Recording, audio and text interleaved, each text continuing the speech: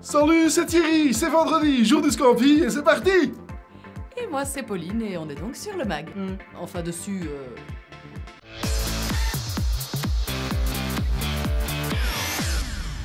Et cette semaine, on va vous parler de nos CV vidéo coup de cœur, on enchaînera ensuite avec le concept CEO for a Day, et on terminera avec l'étude RH-ID qui fait le point chaque année sur l'engagement et l'attractivité digitale des sociétés du CAC 40. Quand on recherche un poste de planeur dans une agence de publicité, sachant que c'est un métier plutôt rare et très demandé, et ben forcément, il faut se démarquer. Et puisqu'on postule pour une agence de pub, quoi de plus logique que de le faire avec des pubs? C'est ce qu'a fait Antoine Kalavski qui a eu l'idée géniale pour sa recherche de stage de créer une vidéo de motivation en mettant bout à bout tous des morceaux de pub. Cher monsieur, moi c'est Antoine. Je ne rêvais que d'une chose. Faire de la publicité.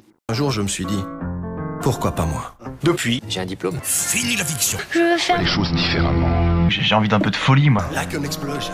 Il a sélectionné des passages de pub pour en faire un mashup vidéo plein de sens qui le présente et qui donne envie d'en savoir un peu plus sur lui. Et son intention va plus loin puisqu'en compilant des morceaux de publicité en mode rétro, il nous fait remonter dans nos souvenirs et il nous fait faire un petit voyage dans le temps. Et il espère ainsi ouvrir l'esprit du recruteur à l'empathie du candidat. Et puis dans la foulée, il y a Alexandra Saviana qui recherchait un stage en journalisme et qui a eu la même idée sauf qu'elle l'a fait avec des morceaux de film. Alors nous on adhère parce que la pratique sort complètement du lot et puis elle est tout à fait cohérente avec la personnalité du candidat et en plus elle est 100% ciblée. Et puis pour vous recruteurs, si vous avez un peu de mal à attirer les bons candidats, bien sachez que ça ne se fait pas seulement par les offres d'emploi. Chez nous par exemple, il y a bien des gens qui postulent chez nous parce qu'ils ont vu une voiture logotisée circuler sur les routes.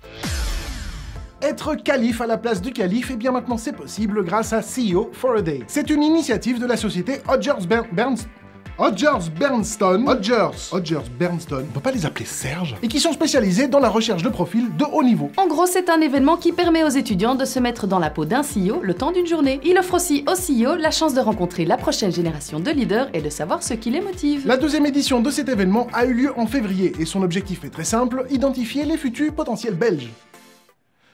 Pauline, t'as oublié le R, c'est futur. Ah oui. Parmi les entreprises participantes, on retrouve par exemple RTL, Brussels Airport ou Proximus. En gros, pas des petits joueurs. Pour l'étudiant sélectionné, c'est une super opportunité de mettre en pratique ce qu'il a appris au cours dans une situation réelle de travail. Mais surtout, c'est une occasion rêvée de vivre une expérience unique pour commencer à construire sa carrière professionnelle. Les autres candidats ne sont pas en reste puisque 2 candidats sur 3 ont l'opportunité de faire un assessment incluant un rapport personnalisé et complet. Et ce n'est pas tout! Ils se prêtent tous à un exercice de sélection qui les aidera forcément dans la recherche de leur futur emploi. Et puis en plus, ils peuvent élargir leur réseau et discuter avec des professionnels reconnus. Et puis pour le CEO, eh bien c'est une occasion unique de donner de la visibilité à son entreprise. Ça montre au grand public leur ouverture et leur envie de supporter les jeunes potentiels en les aidant à développer leur carrière et en leur offrant de nouvelles opportunités. On imagine que l'événement ne va pas s'arrêter à la 2e édition puisque les témoignages sont vraiment super positifs. Qu'est-ce qui se passe si l'étudiant il est mieux que le CEO? Hein?